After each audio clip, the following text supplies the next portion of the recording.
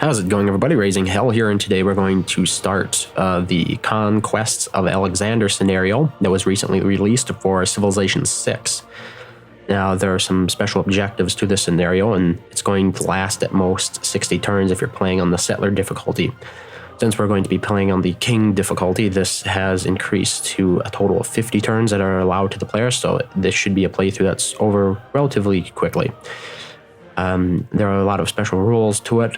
Things such as the tech tree and I think culture trees have both been removed.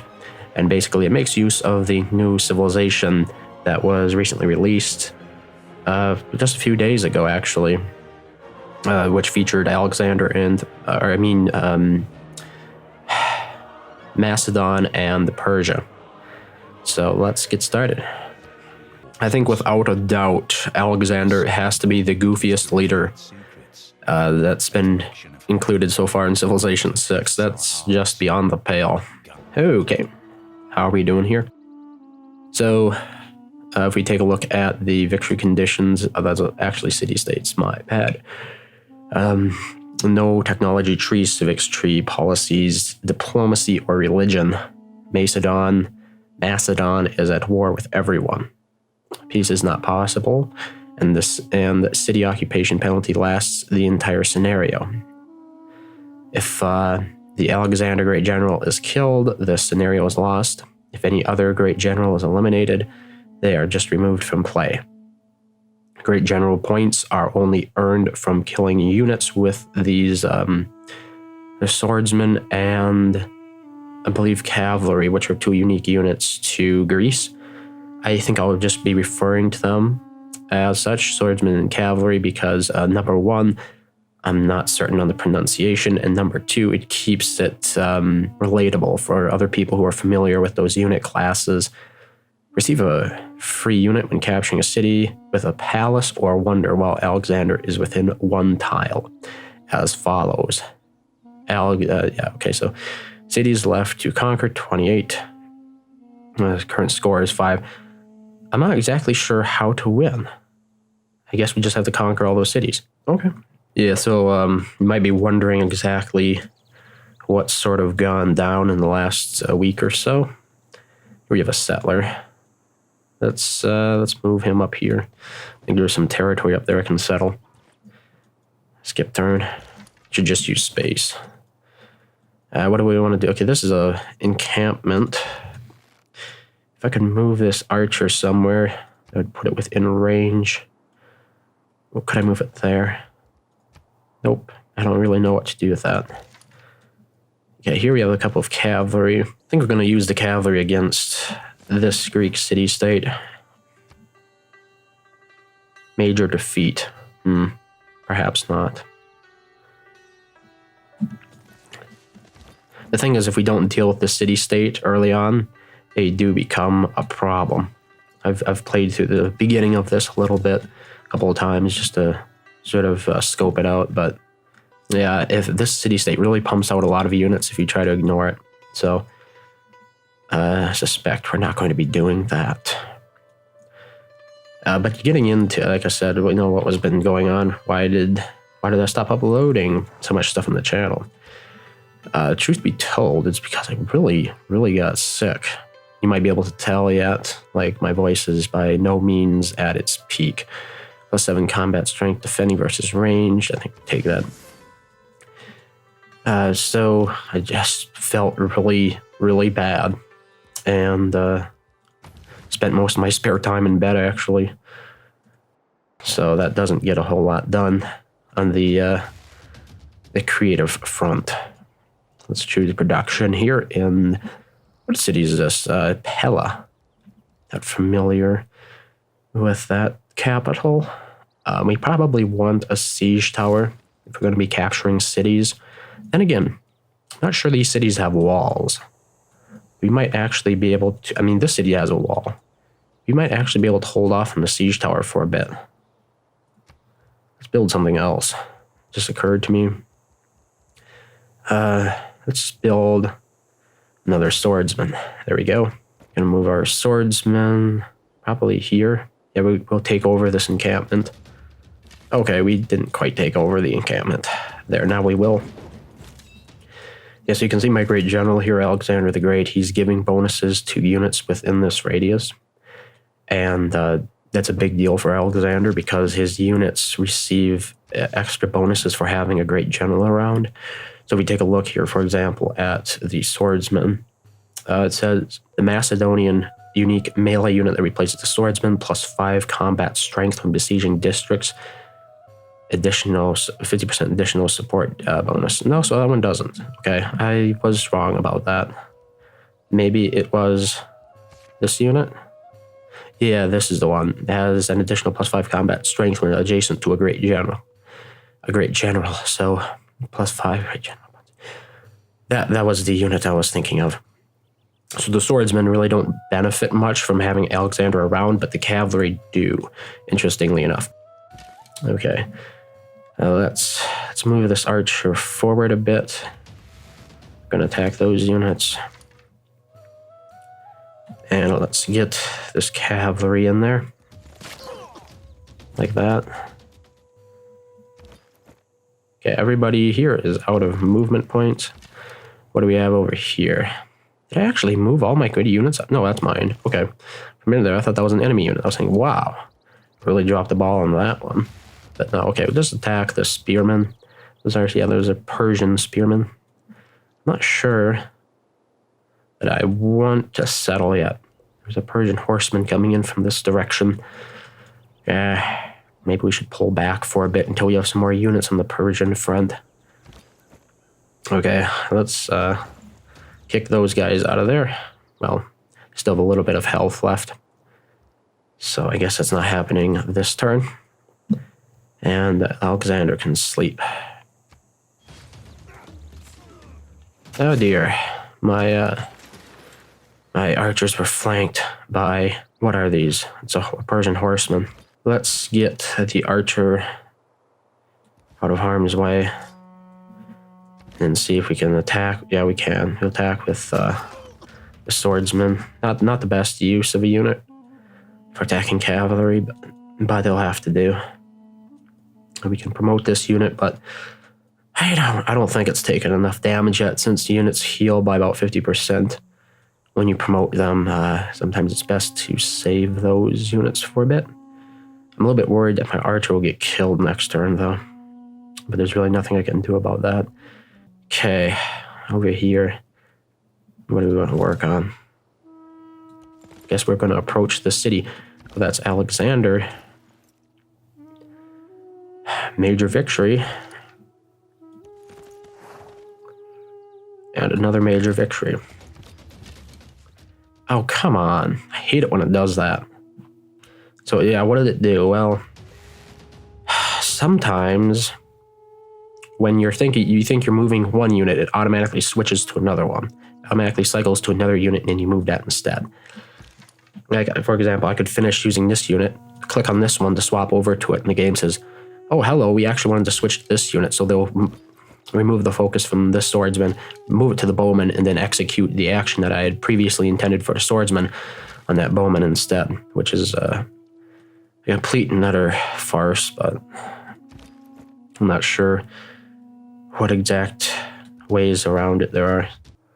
Okay, let's get rid of that archer there. Could sacrifice our settler's bait, but I really don't want to do that. Should I build another archer? It'll only take one turn. In case I lose that one, I'll be resupplied. No, he actually attacked my swordsman. Oh, this guy built another hoplite, which is basically a spearman. Athens is ready for the taking, I think. Let's see if we can get this done this turn. There we go. Didn't need to defeat any of those other units. Now we have Athens. Are these only... Okay, we get to keep the city or to raise the city. Oh, we actually have the option to raise the city. I'm not... let's just keep the city. Pretty sure warmongering penalty really doesn't matter much in this scenario. So now we can focus entirely on Persia. That unit's out of movement points. Still don't feel very confident just recording.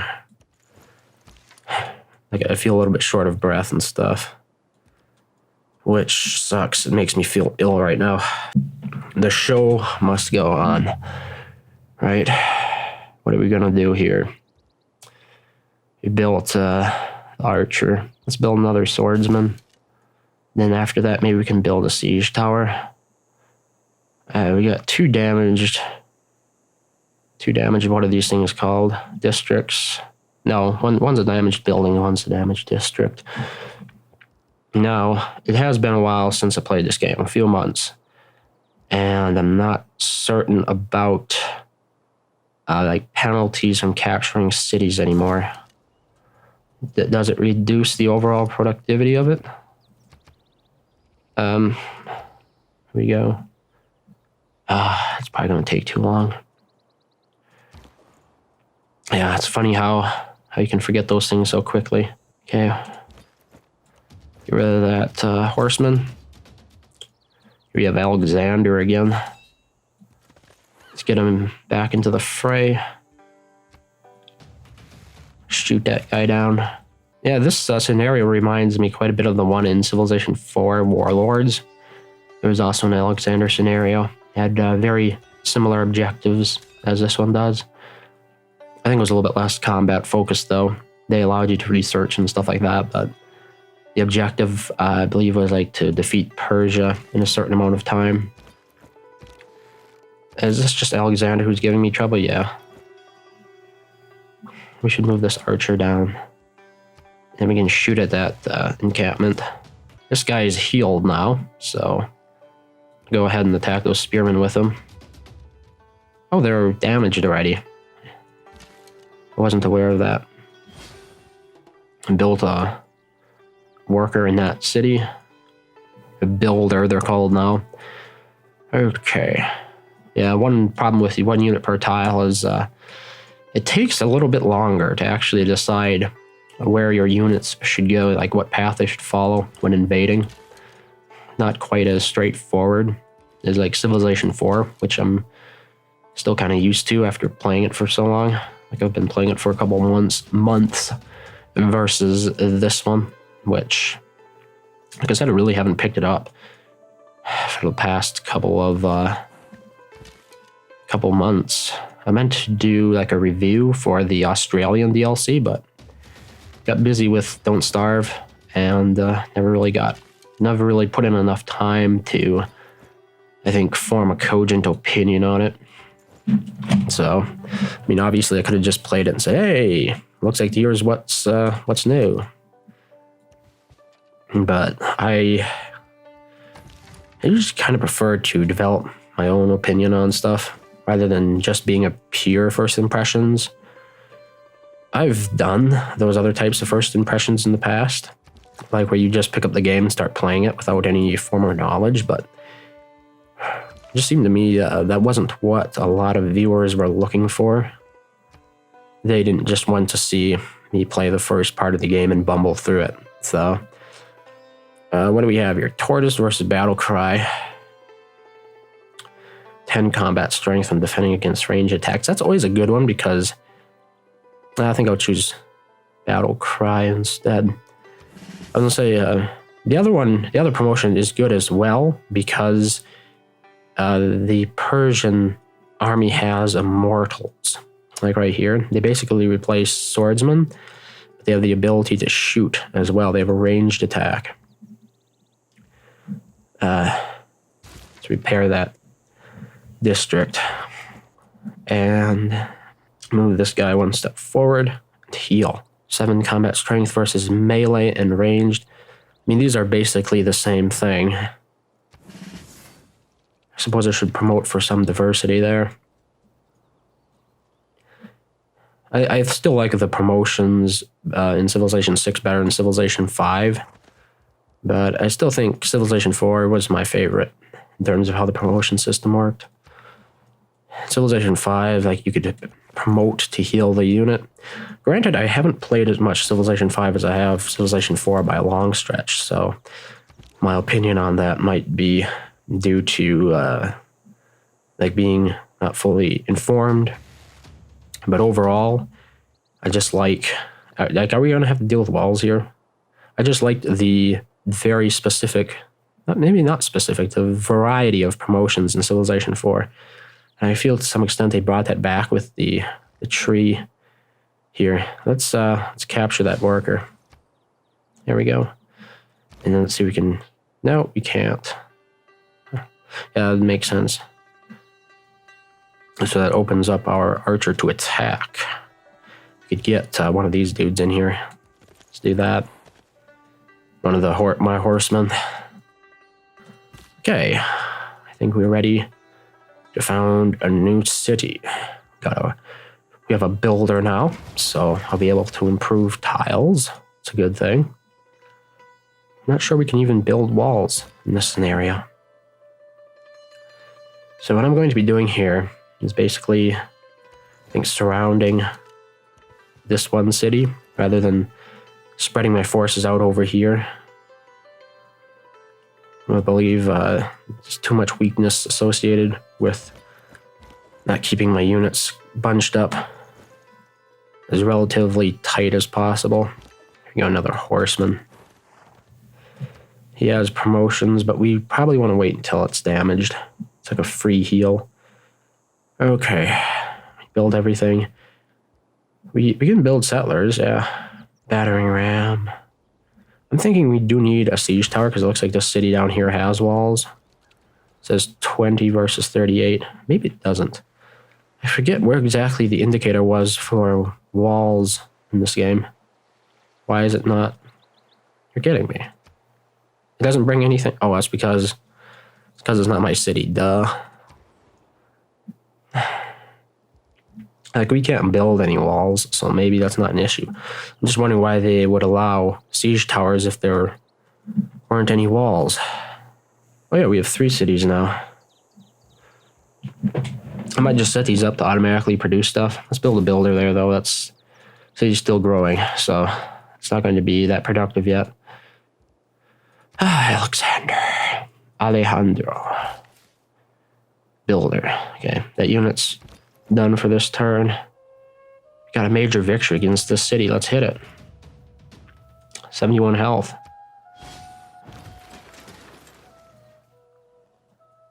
Okay. Built another worker, it looks like. Another builder, I should say. They did the unit switching thing again. Like that. They can just keep doing it.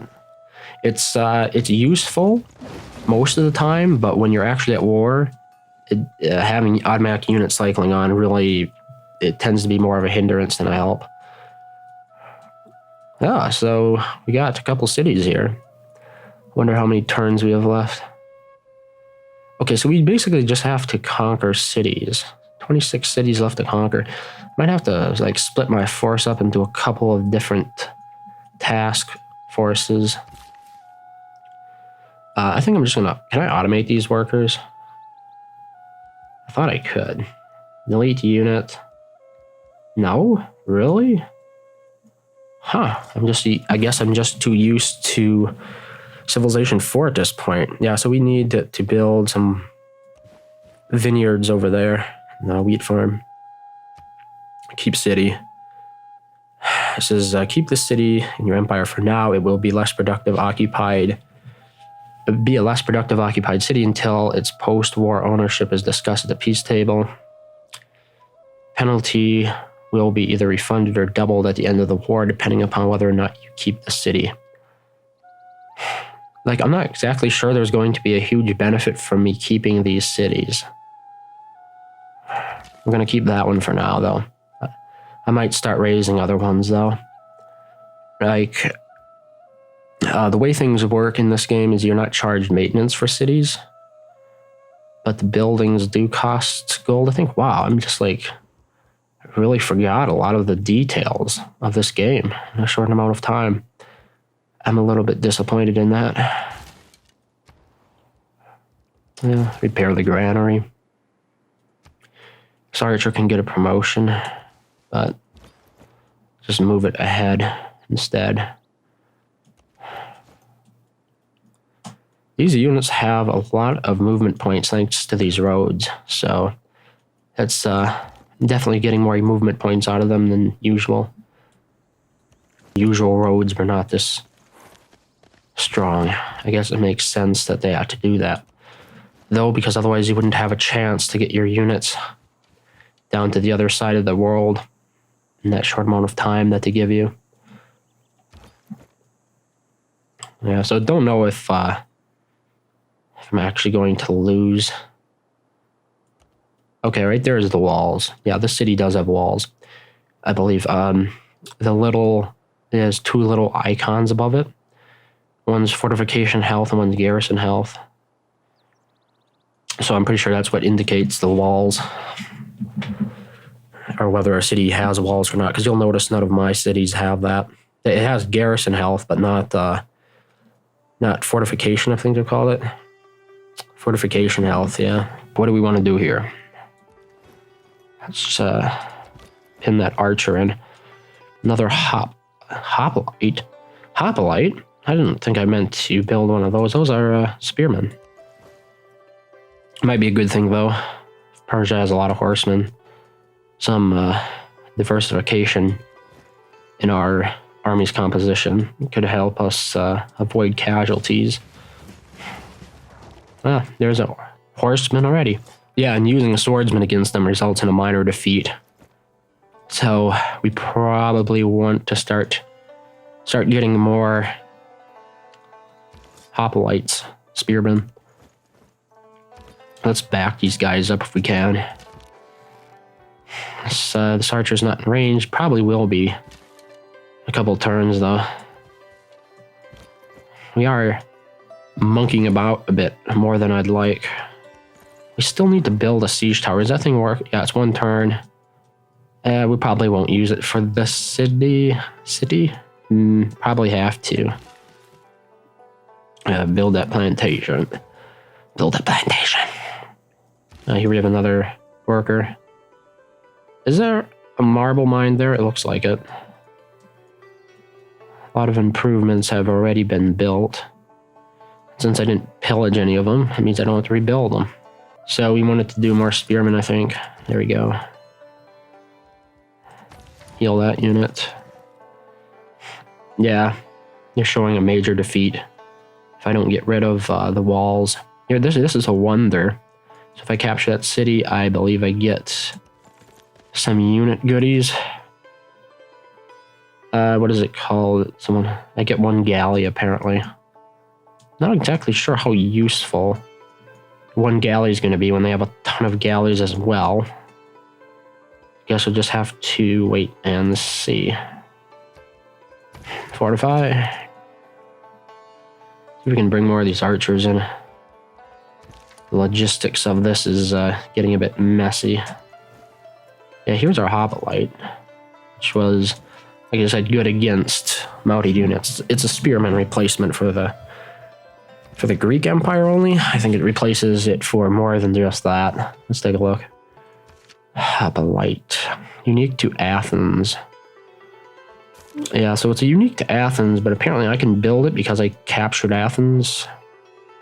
That might be why. Once again, I kind of forget the exact details of how a lot of that stuff worked.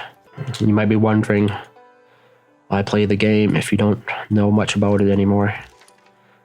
To be honest, it was the only thing I could just do that wasn't really physically exhausting at this point. So, yeah. What turn are we on? 8. I think we're going to lose, actually. We're not moving fast enough. Hoplite there. Let's shoot at that horse. What do we have here? Switch those two. Hit the horse again. It does take a lot out of my units to keep doing that. What is this unit? It's a chariot archer. He's bringing a lot of units along the same route. So what are we going to do about this? I can't attack with that. Maybe I should have taken this city first. It doesn't have any walls. Huh. You get massacred by those chariot archers. I I said before, these units really do have quite a range. Archers just aren't as useful for attacking, because getting them into position is such a pain. Okay, choose production. I'm going to go for another hoplite. I don't think we can. No. So yeah, it is only available in the Greek city. We could build a spearman, though. I wonder what the difference is. Melee strength 25, movement 2. Melee strength. Where's the other dude? Melee strength 25, movement 2. Does not suffer combat penalties when fighting or when injured. It's a good enough reason.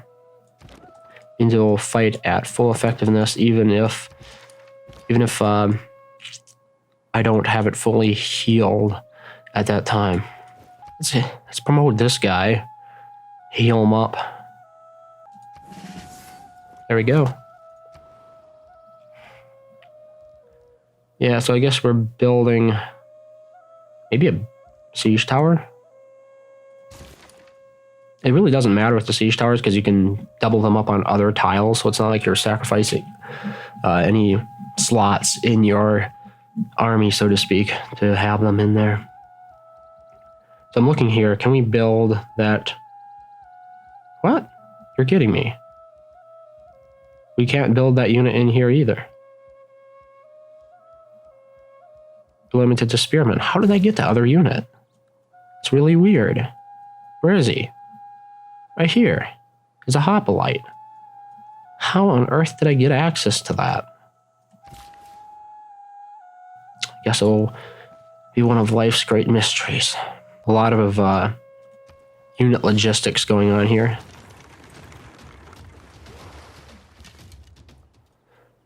All right. So we're 10 turns in. So basically 20% done with the game already. So if we keep up this sort of traction, should be completed in a few more episodes. Thank you very much for watching, and I hope to see you next time.